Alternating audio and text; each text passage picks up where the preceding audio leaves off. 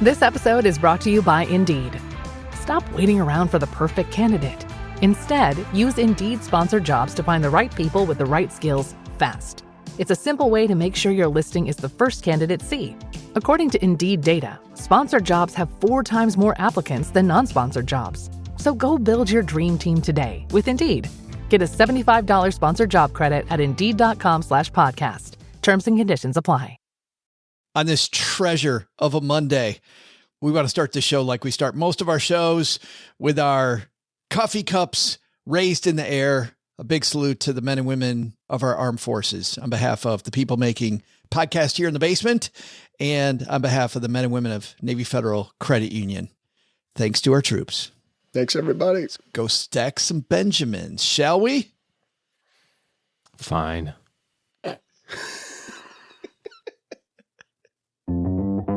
Hunting for a treasure chest of money talk? You're in luck, because live from Joe's mom's basement, it's the Stacking Benjamin Show.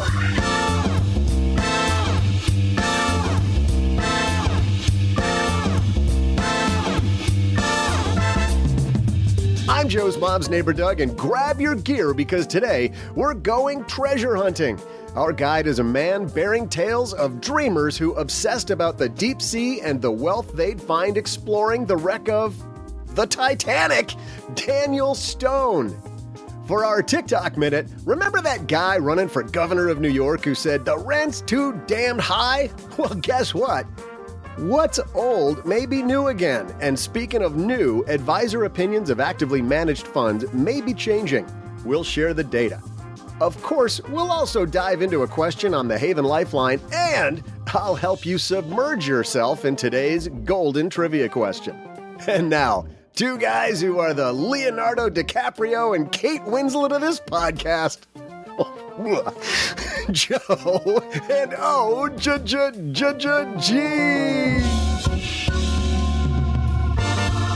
Which one of you is saying paint me like one of your French girls?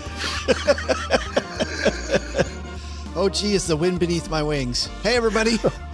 Welcome to another fun Monday of the Stacking Benjamin Show. Grab that cup of coffee, put your feet up, because we are about to go on a money journey. Treasure hunting today, OG. We are talking to Daniel Stone about the Titanic. And all these people over the years that have thought, you know what? I know how to get rich. I love stories about people chasing their dream. And I love people, Don Quixote kind of chasing windmills. We're going to talk about that today. But first, as Doug said, we've got some great headlines, TikTok minutes. So let's get started. But before all that, we're running a small business, as you may know, like I do. It is super fun, but it can also be very tough. And when it's time to get a loan, it can feel impossible to find the lender that you actually trust. Big banks say no. The internet, well, that's full of sketchy offers with sky-high rates and fine print you can barely read. Whether you need help covering payroll, managing cash flow, or investing in growth, you deserve better. And that's why I recommend the small business marketplace Fundera, which is powered by NerdWallet. It's a free, easy-to-use platform. It lets you compare real financing offers from trusted lenders, and it's all in one place. And what I like is that you don't need perfect credit to get started. There's no spam, there's no bait and switch, just personalized options that fit your business needs. Nothing I like better than a place that treats me the way that they would want to be treated. Using Fundera is a super way to quickly compare options and make your best funding move the way any great business owner would. Here's the best part, though. For a limited time, when you visit nerdwallet.com/SB and fill out the no obligation form, you're going to get VIP treatment and talk with a real person who knows all the ins and outs of small business lending. And you can tell them specifically what you're looking for. They can tell you specifically which options you should probably consider most. Don't risk your business on unreliable lenders. Go to nerdwallet.com/SB to learn more and find the funding you deserve. Fundera Inc., NMLS ID number 1240038. Well, there's nothing that relieves stress more when you have had a long day, you are completely fried, and you're thinking to yourself, maybe I'll just go out to dinner. But then you think about all those calories, all that money out of your wallet. And then you realize that you can eat healthy because you found Factor. Factor is ready in 2 minutes.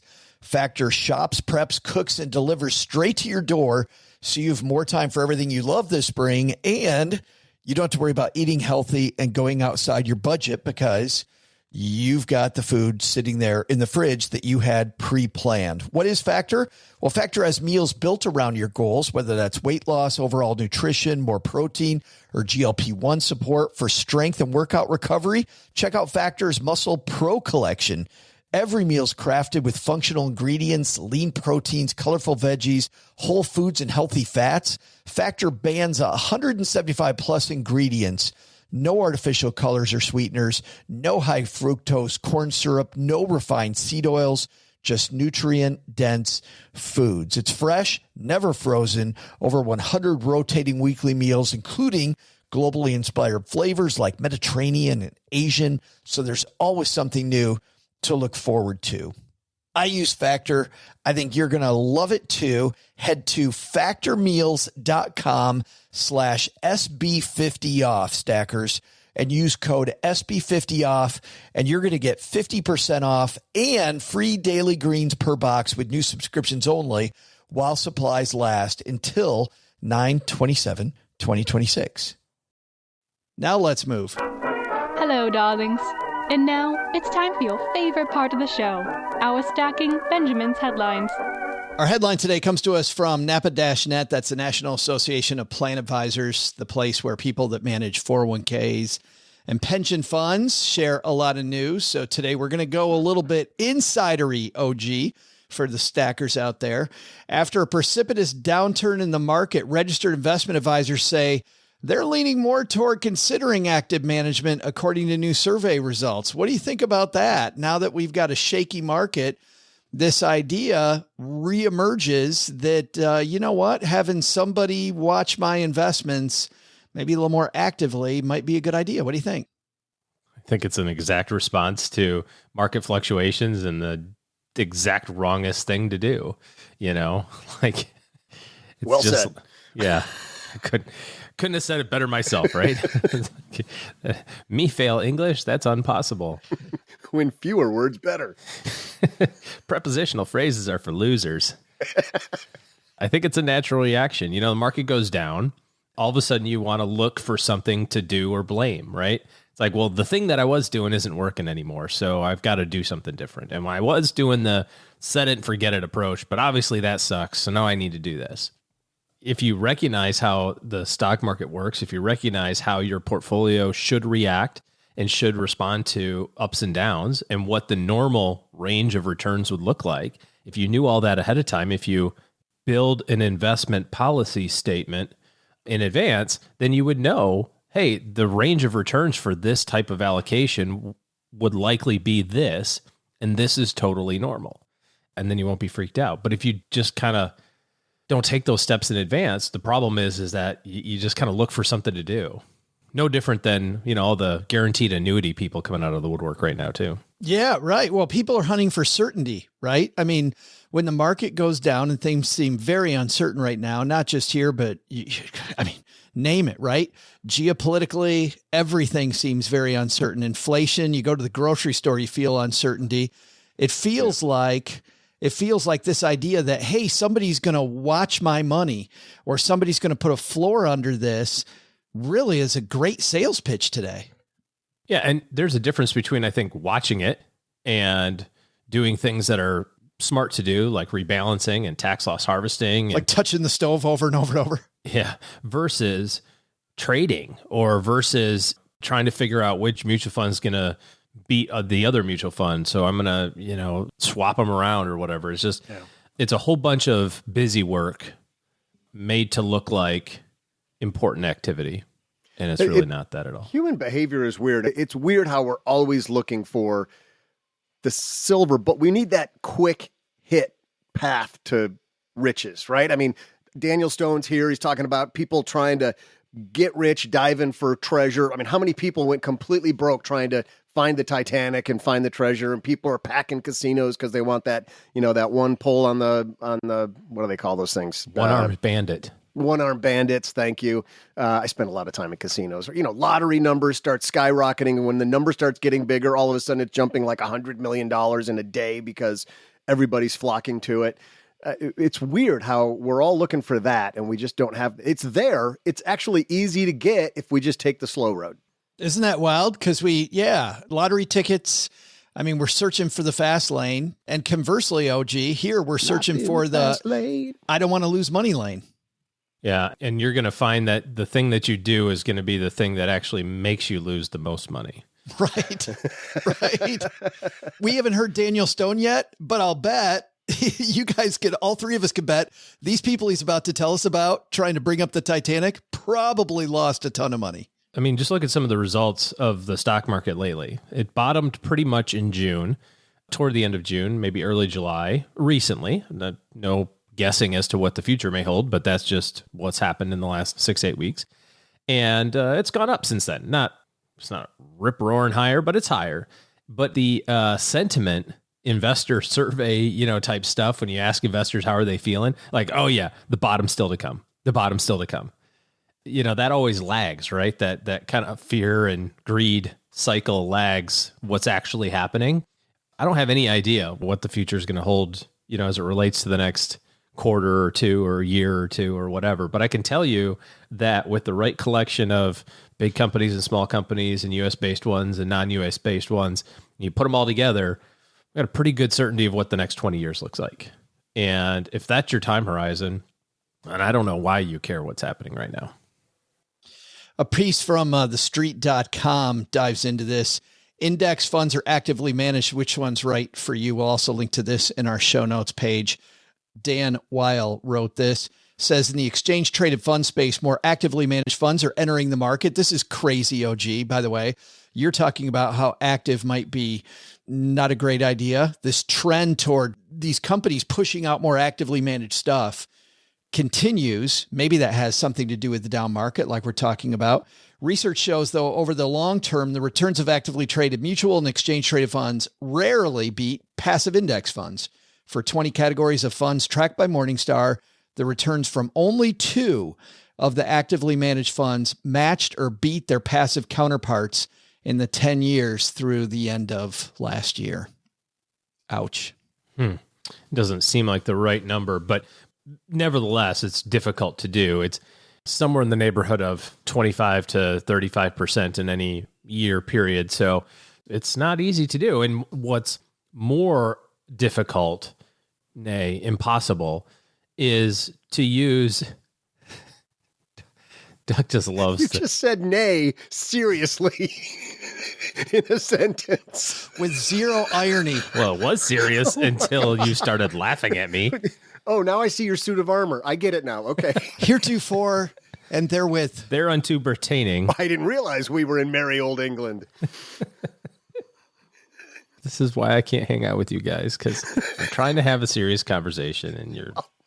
Don't say like that. God dang negativity.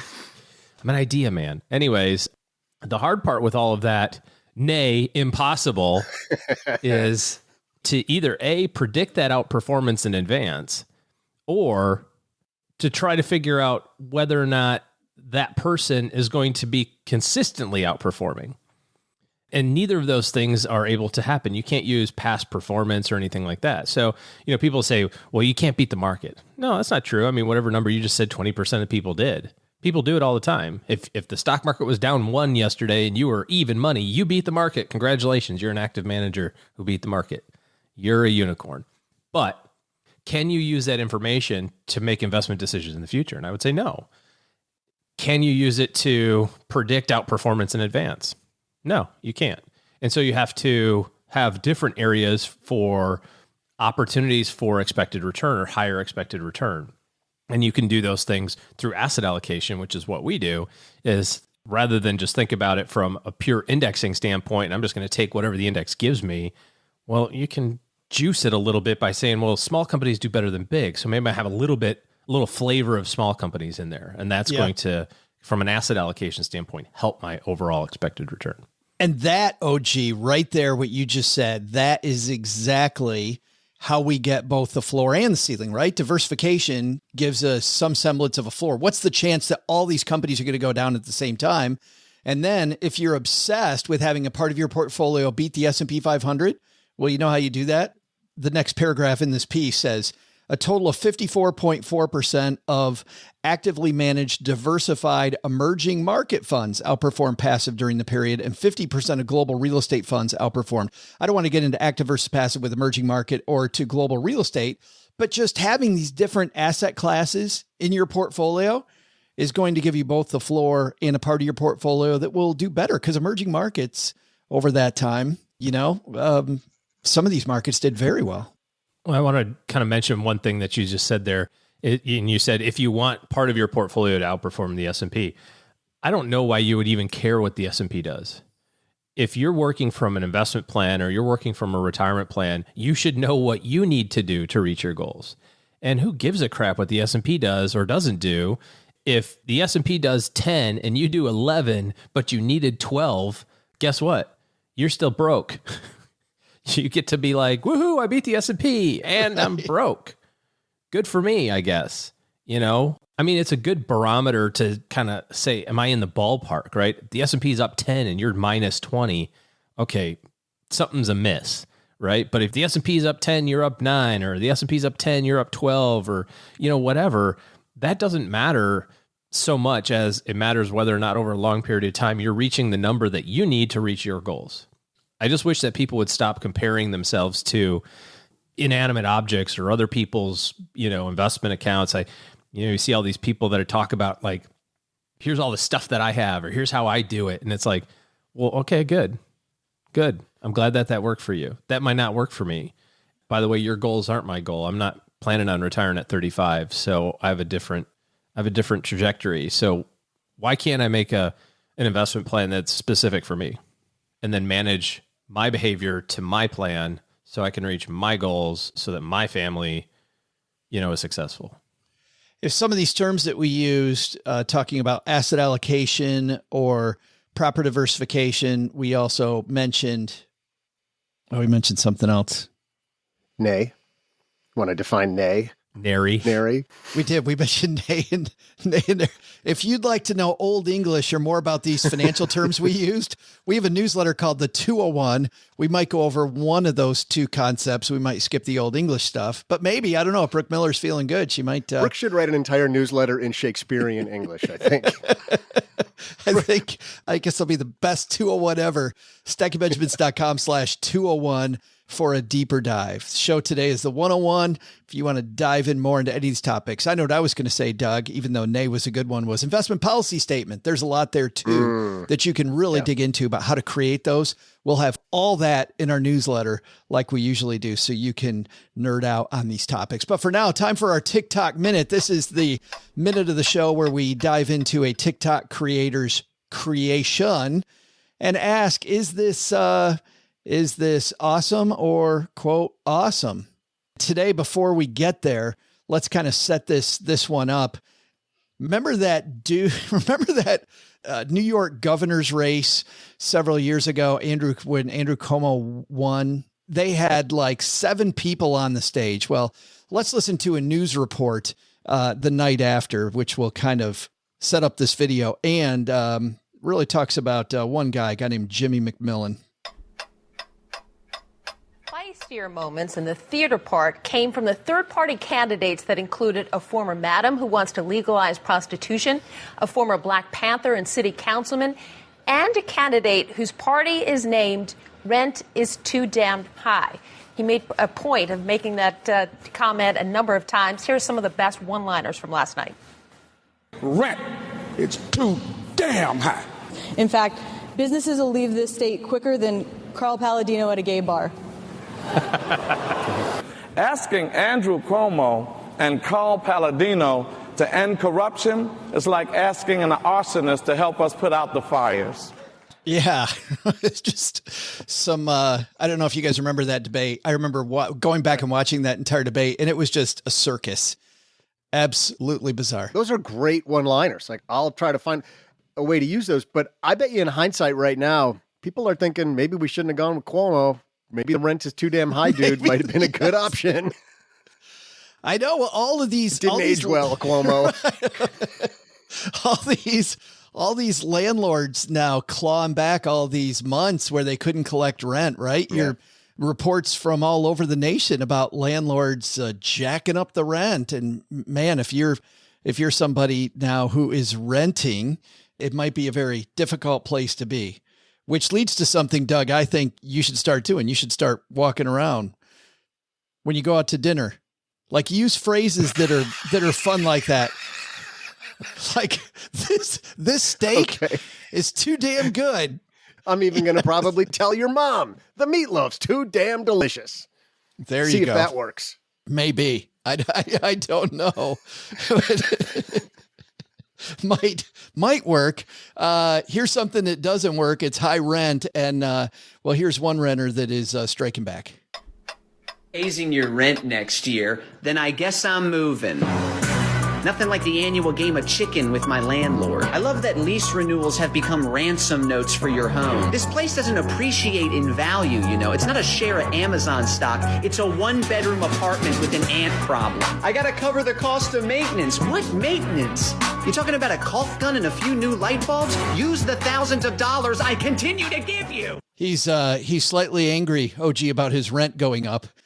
And on one hand, it makes a good point. Like, you know, the landlord's got to cover his mortgage in most cases, but they also got to make the place livable. He's like, I'm giving you thousands of dollars. The place still has an ant problem, and you're going to jack my rent up. But is there a limit, do you think? Like, so I just saw a reel, don't know where the originating platform was, but I just saw a reel that some young woman's rent was going up $2,200. What did it start at? I think her existing $4. Like, it started at $4. No, I can't remember if she even said if there were, you know, what the percentage increase was, but it wasn't like it was $10,000 in rent that was going to $12,200. I think it was probably like $3,000 that was going to $5,200. I mean, that's a significant increase. I'm hearing these stories from all over the place. Almost doesn't matter where you live. People in different cities around the nation reporting that their rent's getting jacked up. So what say you, OG? Yeah, I think it's a tough situation if you're a renter and rent's going up a whole bunch and it's happening all around you and it's happening in different parts of the country. You have to make a decision. I think you have to say, I'm going to pack my stuff and move, you know, and go to a different place that maybe has a little bit lower cost of living. I can try to increase my income. We talk a lot about making sure that you're getting paid what you're supposed to be paid. So maybe you have to ask for a pay raise. Maybe you should be kind of working on the top line of your expenses in addition to the in addition to the bottom line or top line of your income statement. But if it's happening all over, it's hard to pin that on one particular landlord, because the way the market forces would work, I would think, if it's a big enough area, if one person jacked the rates up by $2,200 and that's a 50% increase, they're just going to lose all their tenants. If everyone else is charging $3,000 and this dude's charging $5,000, it's either worth $5,000 or he's just seeing what he can get. And if it doesn't work, then equilibrium will pull it back down to $3,000, and then he'll be kind of cast with that scarlet letter of like, that's the jerk landlord. Yeah, Don't go to that building. I do like at the beginning of this, and obviously there's a lot of indignation all over social media like this piece, but I do like the beginning of that. I don't see it. Oh, I've seen it. Doug just mentioned a reel that he saw. I keep seeing reels. I keep seeing news reports. I keep seeing indignation, all kinds of general unhappiness on social media. Huh. What thought? He got both of us. He got both of us with that one. I just, wow. No, it's there. You got to really pay attention. Okay. I mean, I guess I'll get on more. You know, unlock my Facebook account and check it out. I mean, last time I was there, it seemed pretty He got salty, me but all the way in on that one. Wow. Nice work. But I did like the beginning of that, which is, okay, I'm moving. I mean, you know what? If you're a renter, play every card that you have. Either pay it, negotiate, right? We've had people on here talking about negotiating your rent. A lot of times people don't even try to do that. So talk to your landlord. So, man, leverage if you're a renter feels like you don't have a lot right now. Well, in every community, every city, metroplex, subdivision, whatever, they're going to have a tenant's rights guide produced by the city, co-signed by legal counsel that will kind of go through your rights as a tenant in that area. And every state or municipality is going to be a little different. But for example, things like when should you get your, security deposit back? What's allowable uses of the security deposit money? Can they say, hey, we had to clean the place when you leave, therefore we're going to hold on to it? It's like, well, no. Normal wear and tear, normal cleaning is not included in security deposits. And then there's usually places for arbitration that the city or municipality will have set up to kind of help. If your landlord is just tenants, being a dick. Yeah, kind of help everybody kind of put this all together. Well, the animosity leverage that a landlord has right now. And the animosity that we're seeing now, which feels a little heated. Whether it's social media or not, it still feels a little heated. Can't wait for this guest. Daniel Stone is a writer on science, history, and adventure. He's a former senior editor for this little operation called National Geographic. Not sure if you guys have heard of that. He was a former White House correspondent for another tiny publication called Newsweek. His first book, The Food Explorer, was a national bestseller, selected as American Horticulture Society's Book of the Year. By the way, that book currently in development for a TV series. But even bigger than that, he's got a new book called Sinkable, where he's talking about this quest for riches, these people with big dreams and sometimes very little money going after destiny. Can't wait to talk to him. We, by the way, have our friend Doc G, who's going to help us with this interview. I love the way Doc G interviews people. He, of course, from the Earn and Invest podcast. If you haven't listened to Doc G and Earn and Invest after you get done listening to us, go over there. Great show. And I'm sure have a great discussion with Doc G and Daniel. But first, to get us there, Doug, I think you've got some exploring themed trivia, huh? Absolutely, I do. With Daniel Stone getting ready to join us today, it gets me ready for some treasure hunting. Nothing more fun on a hot day than strapping on a heavy metal detector and walking slowly down a beach staring at the sand. Sure, you miss a sunset or two, or, maybe whales going by, or even little Timmy bobbing up and down in the water, hoping you'll save him from drowning. But, it's worth it because you'll probably come home with at least, like 45 or 85 cents every hour you're out there. Let me talk about ROI. It's gold. Speaking of gold, since we're talking treasure hunting, here's a question. Where did gold come from? Originally. I'll be back with the answer right after I take my metal detector off the charger so we can become independently wealthy. In business, there is no room for guesswork. Every shipment matters. Every deadline counts. And when you're trying to keep operations running smoothly, the last thing you need is uncertainty. That's why reliability is at the core of USPS Ground Advantage. From the moment your package is first scanned in, it moves through a secure nationwide network, aiding in a timely and accurate delivery. You get near real-time tracking so you can keep up with your shipments. And with affordable upfront pricing, there are no hidden fees or surprise surcharges to throw off your cost sheets. It all adds up to predictable deliveries you can depend on, because knowing your logistics are handled lets you focus on everything else, your customers, your team, and the future you're building. Visit USPS.com/Ground Advantage to start shipping with confidence. USPS Ground Advantage. We mean business. Becoming a member at Navy Federal Credit Union lets you experience more from everyday commutes to your next big vacation. The flagship credit card earns you 3 times the points on travel so you can get rewarded for wherever you're headed next. Clearly, the best way, Stackers, to reward yourself is to pay your cards off in full. And once you do that, then the reward points start adding up. Don't worry about rewards until you pay your card off every month. But listen, as a carrot to do that, not only do you get 3 times the points on travel, this premium travel card is a low annual fee of $49 and 2 times the points on all purchases outside of travel, meaning the rewards don't have to end even when the vacation does. Speaking of rewards, you can get a Navy Federal auto loan that will help you make sure that you can get that car that gets you back and forth to work.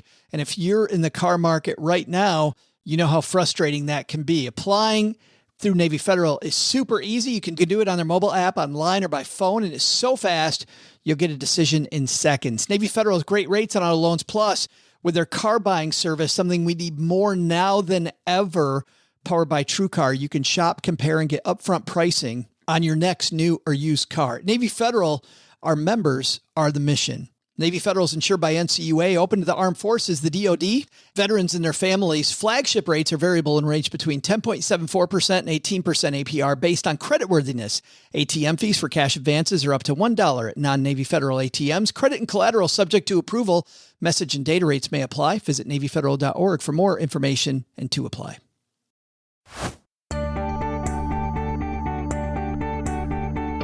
Hey there, stackers. I'm famous basement-based explorer and purveyor of riches to come, Joe's mom's neighbor, Doug. When I heard we were going to talk about a sinking ship today, I thought we were referring to OG's sense of humor. No? Okay, all right. I thought we were referring to Joe's investment in crypto. Still no? Oh, okay. Now, I think we're talking about this trivia segment. There we go. Let's get to it. Where does gold come from originally? Well, when two pieces of gold really love each other. No, it's not that. Well, alchemists during the Middle Ages, tried to create gold from lead. Real gold actually came from supernovas colliding and collapsing, and then pieces of them hitting the Earth's hot core, way back when the Earth was still forming, and Joe was in middle school. Most of the gold on Earth is still found in its core, which means all we gotta do is have a good shovel that we can dig down to the center of the Earth with. It's easy. We're all gonna be rich. Grab a shovel, people. Who's with me? We'll get started right after we say hello to a gentleman telling us a story about the chase for riches, fame, and the history books, all by bringing up the Titanic from the ocean floor. Daniel Stone. Daniel Stone, author of Sinkable, Obsession, The Deep Sea, and the Shipwreck of the Titanic. Welcome to the basement. We are so happy to have you here today. I'm thrilled to be here. Thanks for having me. I really love this book, and I want to start with the title.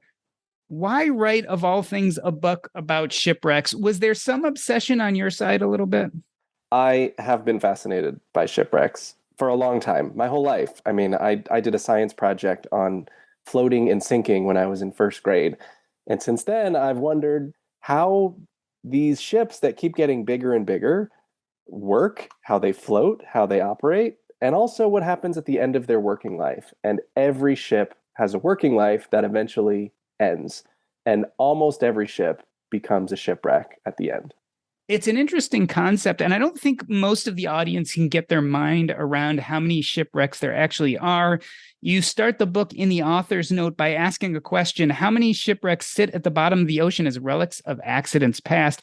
Tell me what type of answers you get when you ask people this and what the reality is.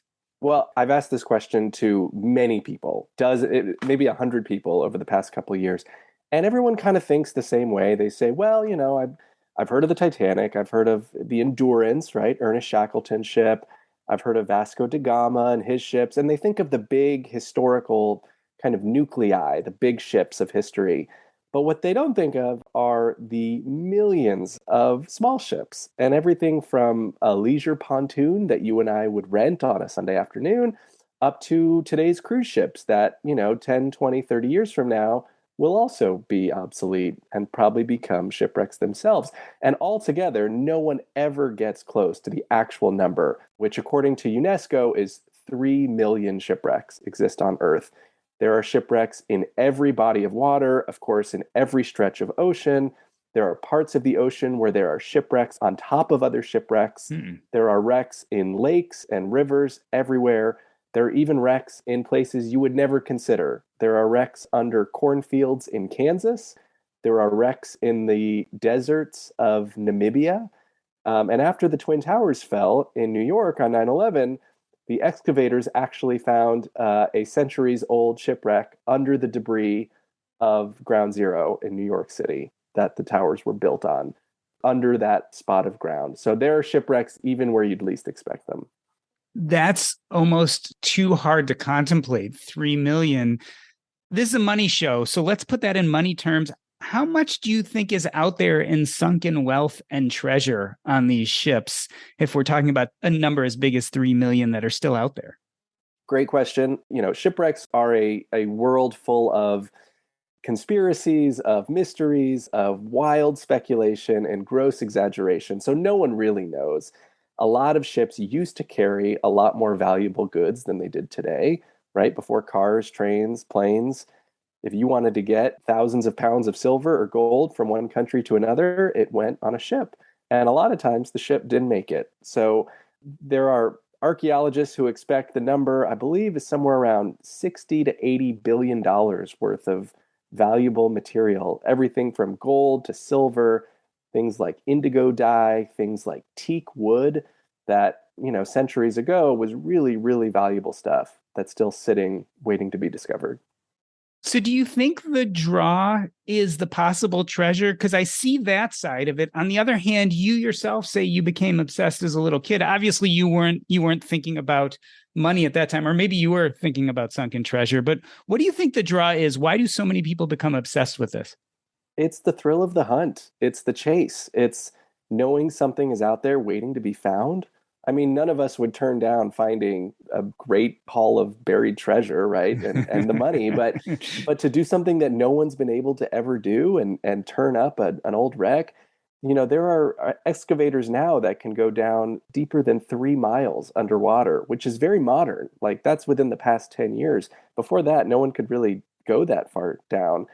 And there are stretches of ocean that have wrecks filled with gold or silver or any valuable stuff that are that far down. And you get enough people with enough money and are bored enough, and they'll get a ship and get the sonar equipment and go do it. And if you do it right, it could pay for itself and a lot more. If you do it right, how many people end up doing it right? I'm thinking of the thousands and thousands of people who are interested and put the money together and do some of this treasure hunting. How many of them come up with something? Very few, less than 1%. I mean, doing it right really means doing it with great advantages. And the advantages are having enough money to, charter a really nice boat, which could cost anywhere from $10,000 to $100,000 a day. It means having the equipment that gets towed underwater to, survey the ocean floor, which is full of rocks and debris and all sorts of other junk. So to find a shipwreck is not as easy as kind of dropping a magnet into the ocean and seeing where it goes. The guy who found the Titanic, Bob Ballard, in 1985, we learned recently, within the past few years, he only found the Titanic because he had the advantage of military-produced sonar and survey equipment, and he was on a classified mission looking for other shipwrecks. And so the idea that anyone could just kind of get a boat and go do it, it's very remote. It's very difficult to do. And the people who do it generally have these big equations of great funders and a lot of investment and, the best equipment and a lot of time, because it often takes a lot more than you'd think. I want to, in a moment, talk about the big personalities, not Ballard, who was well-funded, but a guy named Doug Woolley, who was not well-funded for most of his journey. But before we do, why is the Titanic the mother of all shipwrecks? Why is that so interesting to all of us? I pondered this question for years, frankly. And, we all grew up learning about the Titanic. We all went to see the movie in the 90s, right? Many of us, many times in the theaters and then after, trying to see this, can't get enough of this shipwreck. And there are many theories, and they're all correct, right? This is, it's a great metaphor of hubris. It's a great failure of corporate growth. It's rich people died. It's a big narrative story of loss on a great scale. But I narrowed down on one theory that I think explains everything and really separates the Titanic from every other shipwreck. And just keep in mind, the Titanic is not really a unique wreck in the history of wrecks, right? Many ships had been built big. Many ships had carried rich people. Many ships had hit icebergs and sank before. Icebergs were a huge problem in the 1890s, in the decade before the Titanic. But what made the Titanic was different was that not only did 1,500 people die, which was a lot of death, but importantly, about 700 people lived, right? And a lot of those people who lived were women and children who were young, who ended up living another 50, 70, sometimes 80 years, telling and retelling the story of that night. And the storytelling of keeping these details alive through the memories of 700 people is really what has kept the Titanic in the cultural kind of swirl for the past century. Most shipwrecks don't have that equation of, great death and also great survival to give life to a great story. So let's talk about some of the people who are enamored, or maybe I should say entrapped by these wonderful stories. Sinkable plots the course of the eventual detective work that found the Titanic. You had mentioned Ballard, and really the dreams of excavating it. Talk about the personality traits of the characters that played a central role in this audacious goal. Yeah, so there are a couple main characters in the book. The first one, briefly, is a guy named Charles Smith, who was a mining engineer expert in 1914. And he was the first guy who said, not only can we go find the ship that just sank 2 years prior, but we can salvage it. We can raise it up. And he had this grand plan that he announced in newspapers across the country to find the ship and bring it up. And of course, now we know that's kind of outlandish. It's never possible. But in his day, people really believed it. People sent him money and he had this great plan. And just kind of giving life to the sense that the Titanic is not gone, it could be brought back, kind of gave it life through the 1920s and into the 30s, and really carried it through until the 1950s when the first big movie came out called A Night to Remember, based on the book by Walter Lord. And that alone kind of revived this wreck, maybe 40 years after it sank, in a way that gave a new generation kind of the manna to obsess. And that, of course, led us to our main character of the book, a guy named Doug Woolley, who took this as his life's obsession and has not let go of it since. Let's talk about Doug Woolley. In the story, we realize that there were a lot of ups and downs, but he was never even close to successful. Do you see the Doug Woolley story as a tragic story or a triumphant story? Oh, man, what a great question. So you kind of have to know a little more about Doug Woolley. I mean, Doug Woolley was a boy in England who really had not anything going for him when he was a kid. He was kind of a loner. He didn't have friends. He was the youngest sibling. No one really cared about him. He got forgotten a lot. And he develops this obsession with the Titanic as a young boy through the story that he had two aunts that were supposed to be on the ship that had a premonition and avoided getting on, right? So that gives birth to this great obsession as a boy. And all through his life, he had many different jobs. He moved different places, but he stayed consistent in his obsession with the Titanic. And very similar to Charles Smith, who I just mentioned a moment ago, the mining engineer, Doug Woolley also had this grand master plan of how to raise the ship up. He wanted to go find it, raise it, salvage it, and restore it, put it in a museum. And also outlandish, right? But he also had incredible success, right? Like he raised a ton of money. He got a lot of people to pay attention to him. He got written up in newspapers all over the world in the 60s and the 70s and early 80s. And looking back, I mean, of course we know he failed, right? Like he didn't do it. It's still underwater. But for most of writing this book, I thought Doug Woolley was dead. I couldn't find any record of him. And then toward the end, I found him. He's still alive and he lives in England. He's about 86 years old.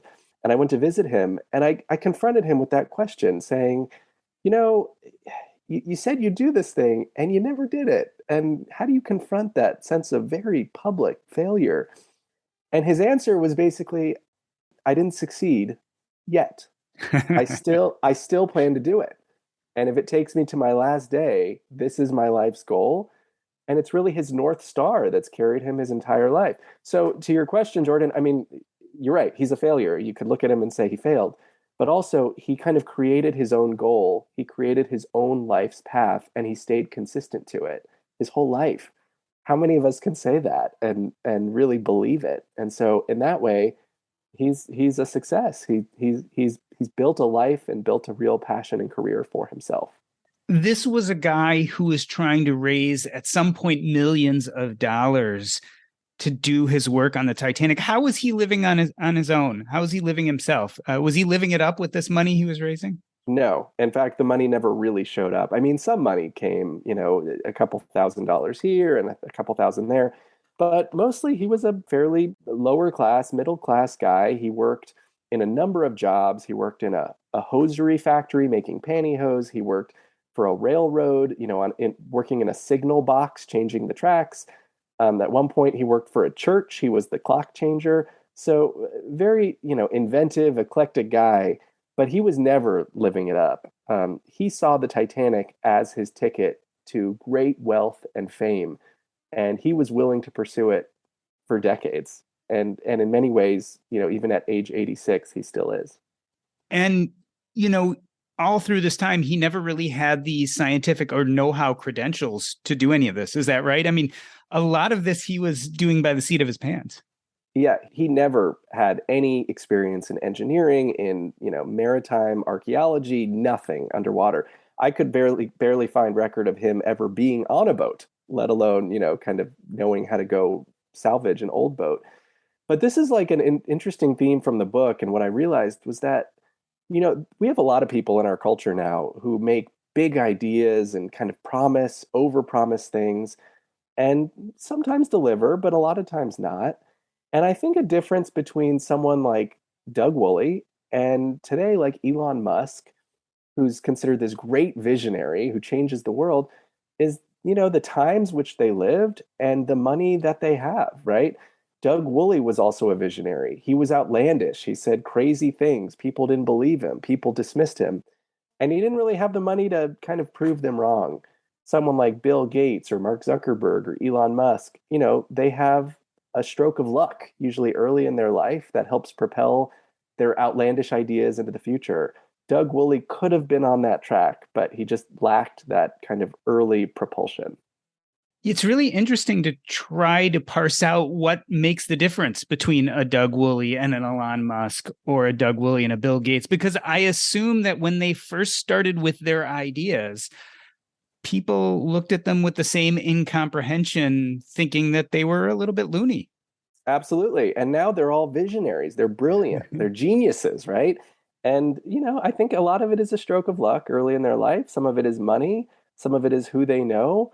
Doug Woolley just didn't have that. But the difference between a laughably outlandish person and a brilliant visionary is a very thin line, and sometimes doesn't really exist at all. By doing this book, you obviously did a deep dive into the research and the shipwrecks.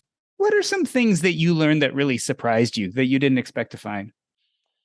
Mainly how ships die. That was an area that fascinated me. A lot of ships become wrecks because it's just cheaper than pulling them apart or doing something else with them.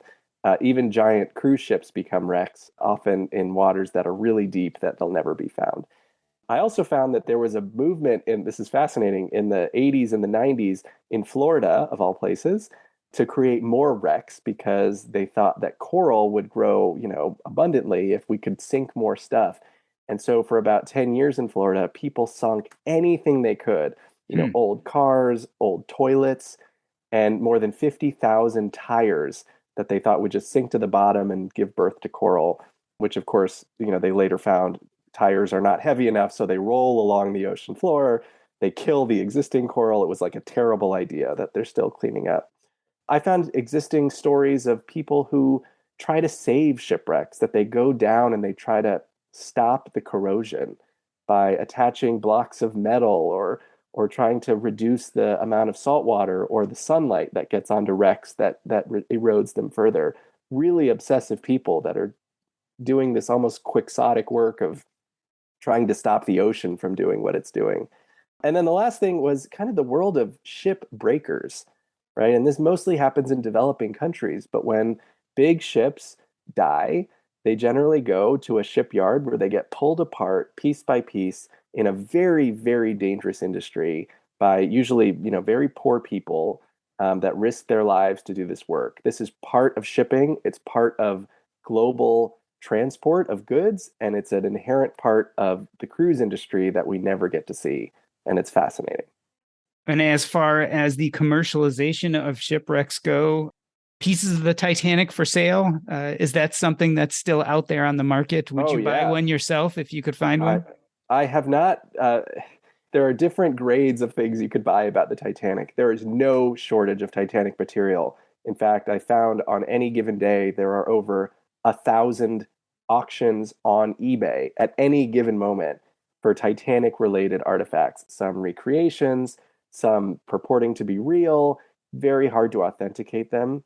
One thing that's started to pop up in the past 20 years are what are called rusticles, pieces of rust from the ship that have been surfaced that then get put in these plastic commemorative containers and get sold for a couple $100.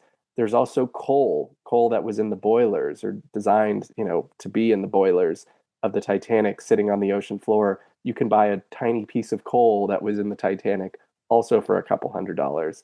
Whether you could get a mug or a plate or a pair of boots, those are really, really hard to find. And most of them have been bought up by collections companies that feed museum exhibits that travel all over the world.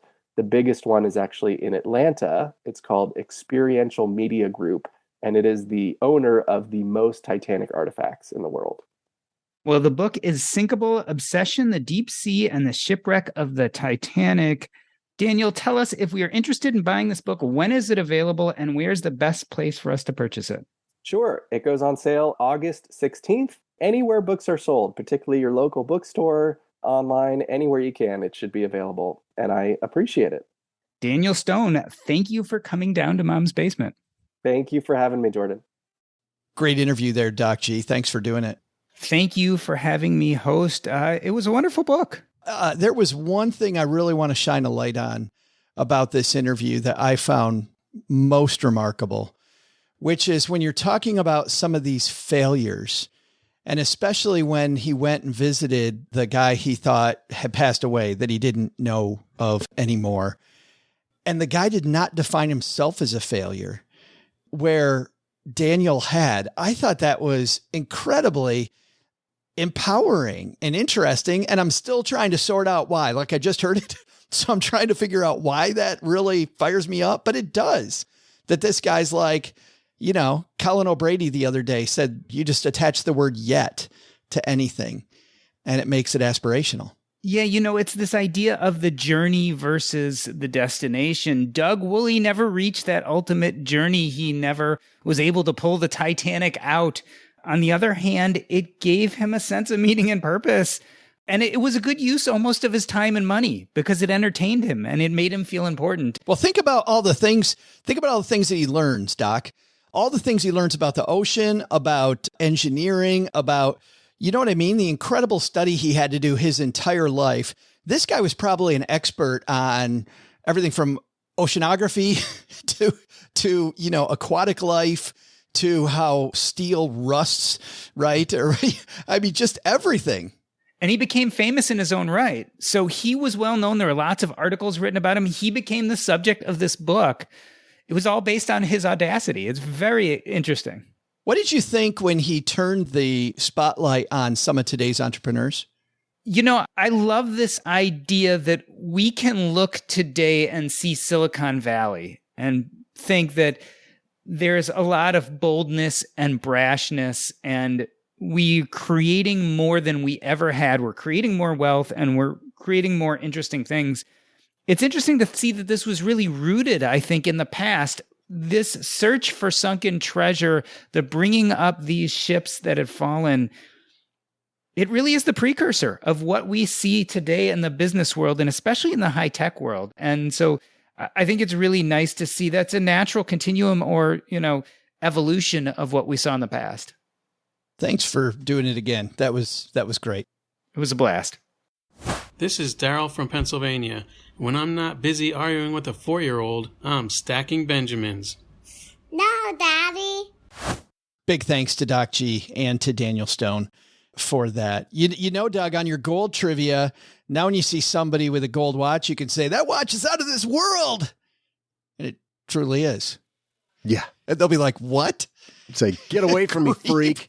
The hell you doing? You can't have my watch. Hey, let's throw out the Avon Lifeline and tackle some of life's most important questions. Our friends at Haven Life Insurance Agency, Doug, they put what you value first. I'll tell you what I'm valuing right now is a deer fly repellent that actually works. These things they are the scourge of the earth. You can't have just 130% DEET. Have you tried that? No, it literally, nothing works on these things. I've done so much research. DEET may have some minor impact, but I've tried. It's not doing a thing. These things are just brutal. That's crazy. Well, that's why they made buying quality term life insurance actually simple, so you can dive even deeper into the homework there and not into your life insurance application that, man, I remember these things taking years and years and years to fill out. Well, that's a little far, but definitely far too long. And answers to questions the insurance company already knows, and they don't need the answer to. Nope. Instead, it's a very quick application. It's all online. You get an instant coverage decision, affordable prices. And even though they're a fintech company and streamline everything, they're backed by Mass Mutual. So you know that you're dealing with a company that's been there more than 160 years old. Today, we're going to throw out the lifeline to Sherry. Say hello, Sherry. Hi, guys. This is Sherry. I have a question about drawing Social Security. My husband passed away a few years ago at 55. He had retirement, but not drawing Social Security. And I understand that at 62, I could start drawing my Social Security and then switch to his, which would be more at 66 or 67 and receive his full benefits. I'm just wondering if that was true. Thanks. Hey, thanks for the question, Sherry. And so sad to hear about your husband. OG, when it comes to Social Security and possibly drawing his Social Security, can you give her some insight on not just how this works, but maybe some resources? Yeah, you've got it pretty much nailed. There's survivor benefits that are eligible as early as 60 if you're taking care of children. You can claim them a lot earlier than that even.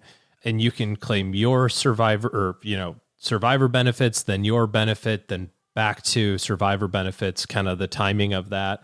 Sadly, the Social Security website is not going to be able to figure all that out. You can go on SSA.gov and it will kind of give you an idea of what it should look like. But this is one of the circumstances where you definitely need to get to the Social Security office. It's hard to get an appointment these days because, a lot of those folks are still virtual completely. And you almost have to be knee to knee with somebody to kind of walk through this. And there's a lot of Social Security specific resources and Social Security specific programs that are online that can kind of give you the exact verbiage that you want to use. I know the folks at Investment News, Mary Beth Franklin, has a really big Social Security program and answers a lot of questions about Social Security benefits on that page as well. So tough news. Sorry to hear about your husband, but you're thinking about it pretty much exactly right. So the timing is the thing that matters. And when you have to switch it, it's going to be tough to do that online. So you're going to have to, you're going to have to be in an office to be able to sit down with somebody and do that. We also did a story that Mary Beth Franklin talked about a few weeks ago, OG, that Sherry is going to need to know, which is that sometimes, even sadly, the people at the Social Security office don't have the right information. And so verifying the information after your appointment, which is frustrating, I think is something else that's also pretty important, is a very important thing to do. Before you turn anything on or sign anything, or, you want to get a second and probably third opinion to make sure you're doing it right. For dive into Social Security basics, we had an interview with Lawrence Kutlikoff and Philip Mollier about a book that they wrote on the topic called Get What's Yours. It's been still one of the most widely read books in this area. We'll link to not only our interview, but also to that book in our show notes at stackingbenjamins.com for maybe not as deep as Sherry needs to go, but at least gives people the groundwork of what they need to know when it comes to Social Security.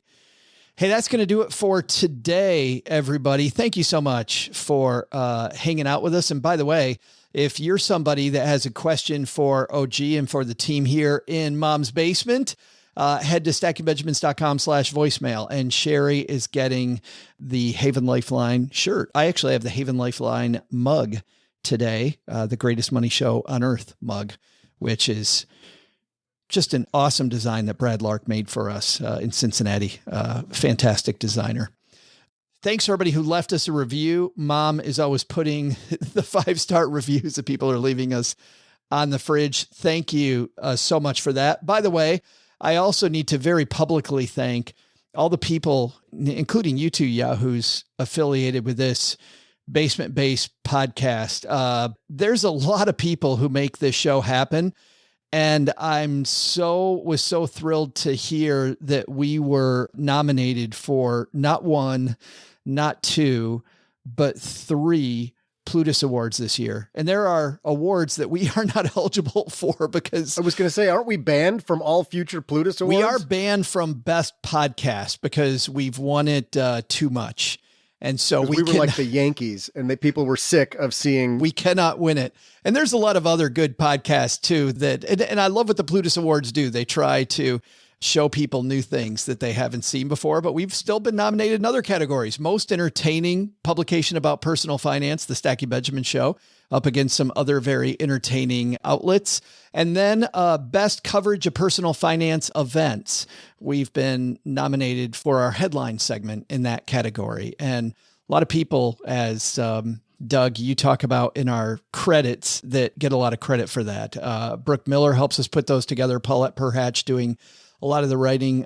Tina Eichenberg, fantastic. And then, of course, our team of contributors that make it entertaining. I don't know where we'd be without our friends Paula Pant and Len Penzo as well, who do a lot of great stuff with us. I think you only mentioned 2 of the awards, headlines and... Oh, that's right. Yes. The third one's the best announcer person, right? The third one is best new personal finance book. So big thanks to Emily Guy Birkin for co-writing Stacked with me. And I'm boycotting this year. Yeah. Why is that? You don't. There's no best announcer person award. I'd love to see Doug picketing. Yes. That would be great. You need to fly me to the Plutus Awards and I'll just stand outside with a picket sign. What's the equivalent of the rent's too damn high when it comes to this lack of awards? The Plutus Awards, there's 1 too damn few awards. I don't know. 2 damn few awards. I don't know what the equivalent is, but anyway, thanks to our team. Thanks to all of you for listening, because obviously if it weren't for you, we wouldn't be up for most entertaining or coverage of personal finance events. Hey, but last but not least, of course, if you're concerned about all the market stuff in your news feed, and as OG talked about earlier, on your social media feed and all the chatter around a recession, well, OG and his team have put together a free guide that shares 8 moves to make in a down market. This guide will help you plan more and panic less no matter what the market does. So head on over to stackingbenjamins.com/guide. That's stackingbenjamins.com/guide, and you'll get his helpful free guide from OG. So thanks for that, OG. All right, that's going to do for today. Doug, man, you got it from here. Lots to unpack. Man, that was a heck of a show. What should we have learned today? Well, Joe, first, actively managed funds, while there is some utility, and today's funds are the same ones your dad used, passive investing is still the hull of your investing portfolio ship. Second, speaking of ships, take a lesson from the people chasing the Titanic. While they may have failed at their goal, there are lots of lessons for all of us in chasing our dreams while still building a foundation and keeping our feet securely on the ground. The big lesson? After doing a little bit of math, turns out digging gold from the Earth's core might, maybe take more than a day or 2. So we'll have to reschedule. Anyone want to, dedicate their weekend to me and we'll go out there with a couple of pickaxe? Anyway. Thanks to Daniel Stone for joining us. You'll find Sinkable, Obsession, The Deep Sea, and The Shipwreck of the Titanic wherever books are sold. This show is the property of SB Podcasts, LLC, copyright 2022, and is created by Joe Saul-Sehy. The show is written by the brilliant Paulette Perhatch, with help from Joe, me, and Doc G from the Earn and Invest podcast. Brooke Miller is our producer today and our amazing newsletter editor of the 201. You'll find the 411 on all things money at the 201. Just go to stackingbenjamins.com/201. Once we bottle up all this goodness, we ship it to our engineer, the amazing Steve Stewart. Steve helps the rest of our team sound nearly as good as I do right now. Want to chat with friends about the show later? Mom's friend Gertrude is our social media coordinator and the room mother in our Facebook group called The Basement. So, say hello when you see us posting online. Here's a weird fact. Both she and Tina Eichenberg are never in the same room at the same time. To join all the basement fun with other stackers, type stackingbenjamins.com/basement. I'm Joe's mom's neighbor, Doug, and we'll see you next time back here at the Stacking Benjamin Show. Not only should you not take advice from these dorks, don't take advice from people you don't know. This show is for entertainment purposes only. Before making any financial decisions, speak with a real financial advisor.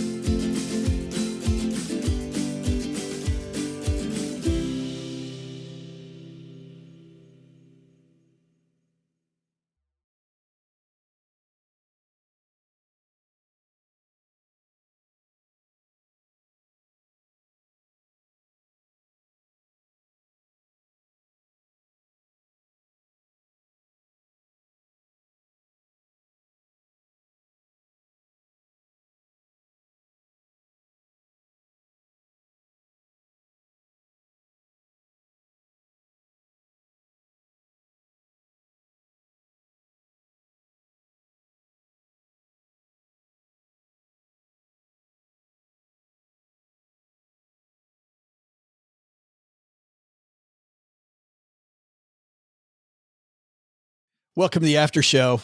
Today's going to be a part 2 after show, gentlemen, because I got a part 2 on 2 different topics. Number 1, Doug, I just finished last night around midnight, The Bear. I finished the season of The Bear. I didn't know you'd even started. That's cool. And? I absolutely loved it. I will tell you, and I didn't like it. It was phenomenal. It was fantastic. This story, and people can go back and listen to when we talked about the first time we played the clip. We're not going to do that today, but this story of a chef whose brother died, taking over his brother's restaurant, and the crap going on in his head, the crap going on with all of his team, and watching this team try to come together. It is a show that now that I've watched the whole season, the show is very frenetic, number one, to the point that I think that's why my spouse stopped watching it. I don't think, but even though it's a half hour long, that show is on steroids.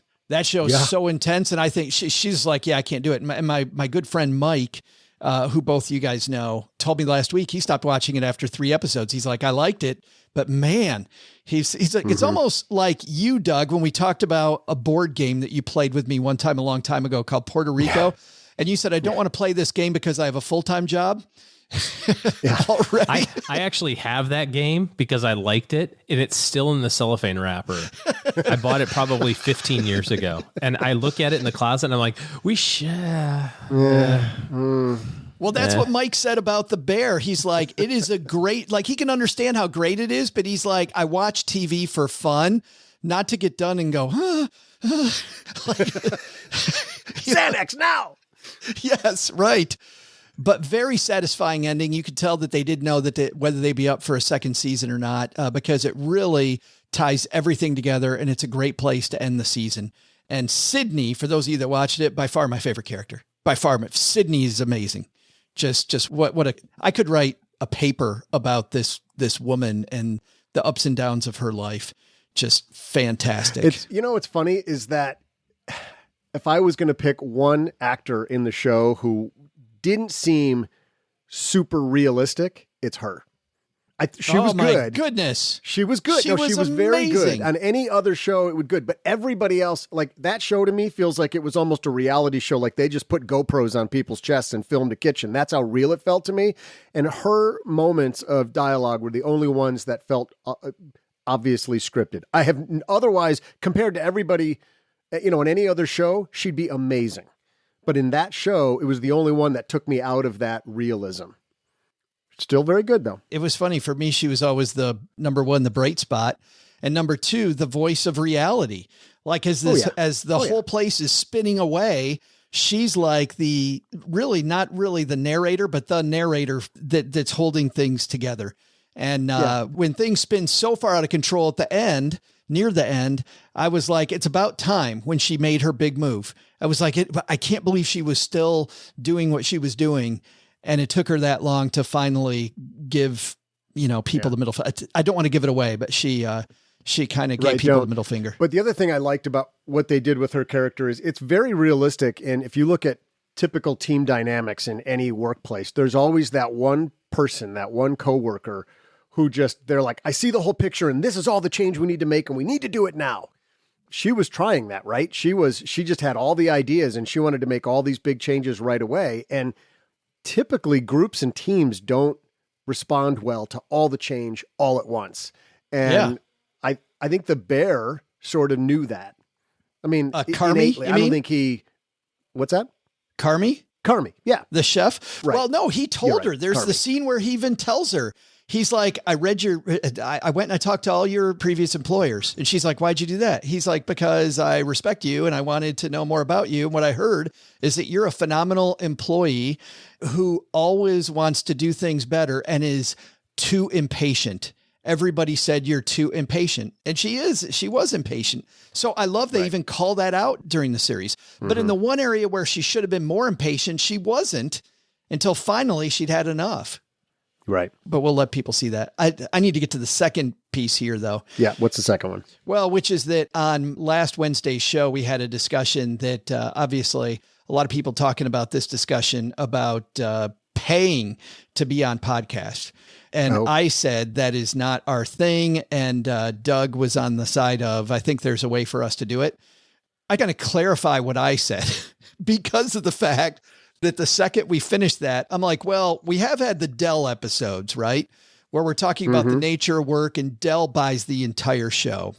And we have had sponsors on our show that are not paying to be on the show, but they certainly pay us money.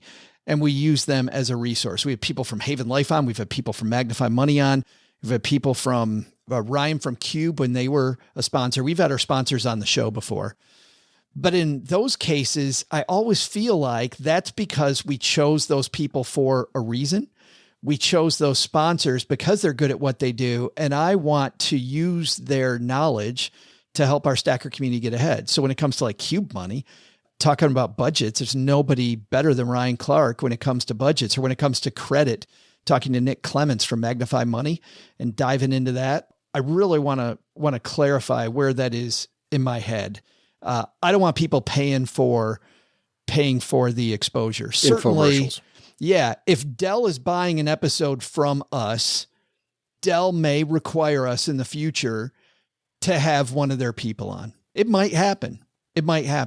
It's up to us as creators then to do what we've done with our experts in the past from our sponsors, which is if it's going to add to the narrative and add to the conversation, then okay, if Dell's buying the episode and a Dell expert can make that a better conversation, let's have them on. If not, then I need to do what I said last Wednesday and protect our listener, because I still think that's the only person we owe anything to. If I'm making a crappy show that is just painting the Dell fence, I think we're ruining it for everybody. So I hear you're willing to do it as long as it's additive and informative as usual, as a typical episode is. As long as it's not just cramming product or services down people's throats. But I think it's also got to be very clear. Like, I feel like in the past, we made it incredibly clear. This is our sponsor who's coming on in this segment. They didn't pay for this spot, number one. And then number two is we asked them to be a sponsor because of their resource. And here's why we think they can add to it. If it's the Dell episode, I mean, people that listen to the Dell episodes this year, from the very beginning, were like, this is an episode about the world of work and technology sponsored by Dell. And this is good. We are going to talk about doing your job better and using technology to do it. And in all fairness, if somebody goes out and buys a Dell computer because of our podcast and it doesn't work correctly, Is that on us or is that on Dell? Probably Dell, right? Like it's a commodity product. Some of the stuff that we were talking about, hold on.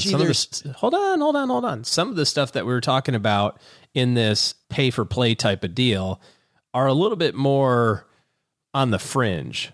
I'm not saying this was in the thing, but this was the sense that I got, the article. This is the sense that I got. Things like, I've got a pill that helps you with weight loss.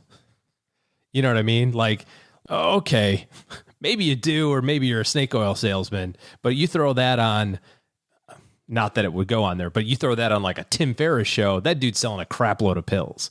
And if Tim Ferriss doesn't say, hey man, I don't know anything about this dude paid me $100,000 to be here, you know, then I think you have some obligation, if you're Tim Ferriss, I'm using him as an example, to say, yeah, this dude just stroked me a big check so that he could sell a whole bunch of this crap. I'm not sure. Whereas if Dell does it, it's like, it's Dell, it's compute, you know, it's a commodity product. It's not like some weird No, but thing. I feel like that's where the onus is on us, is if there is a product that has 100%. A history of being crappy, and we give them exposure on our show when they have a history of doing bad stuff, then I think the onus is on us. So even if they don't have a history of doing it. No. I'm saying that Dell has had computers screw up before. And if you buy a Dell computer and it screws up, you're right, it's not on us. But if ahead of time, while we're picking our sponsor, and Dell is this crappy name that everybody knows is a crap product, and we're like, yeah, hell, we'll take your money and talk about how great you are when we know it isn't great, then I think the onus is on us. And on that note too, where this is happening is not in these type of episodes. Where this is happening, and this is what this piece was all about, this is like Daniel Stone, our guest today, paying us $1,000 to talk about the Titanic, right? About coming on, and there's no disclosure, and I'm not going to have somebody talking about these topics that we have on all the time. I'm not going to ask Daniel Stone to pay me $1,000 to talk about this thing that's additive to our show. To kind of wrap this up, I think we do a good job of it, as some people have heard this story before, but as we were working with the fine folks at Westwood One, you might remember this, Joe, we had a contract, and you and I have a Google Doc that we're working through, and they have these paragraphs. We're like, we don't want to do that. We don't want to do that. And we're on the kind of a final wrap-up call. I'm sure you remember this happening. We're on a kind of a final wrap-up call. We've got their counsel on there. We've got us, and I think you said, well, why don't we just share the Google Doc that we had, and then we can all just kind of read it at the same time. And you and I had made some parenthetical notes, off in the sidebar. And, the attorney for Westwood One, you know where this is going. The attorney for Westwood One's like... I didn't know where this is going. Now I do. Yeah. Yeah. The attorney for Westwood One's very, very regal, very buttoned up, like, okay, on subchapter C says here, content creator... owns all. Okay. Yep. We're good with that. Okay. Next page here. Advertisers. No boner pills or weed. Yeah, I think we can agree to that. Is everybody okay with no boner pills? Show of hands. See what I did there? But what was better was that it was a female attorney. Yes. And she just went right through it. There was no fluctuation in her voice, because I was like, oh, she's going to turn to the next page. Oh, here we go. Guess whose note said no boner pills or weed? Yeah, wasn't mine. Was not mine. You were so happy, so proud of yourself. So anyways, guys, that's the line in the sand we draw.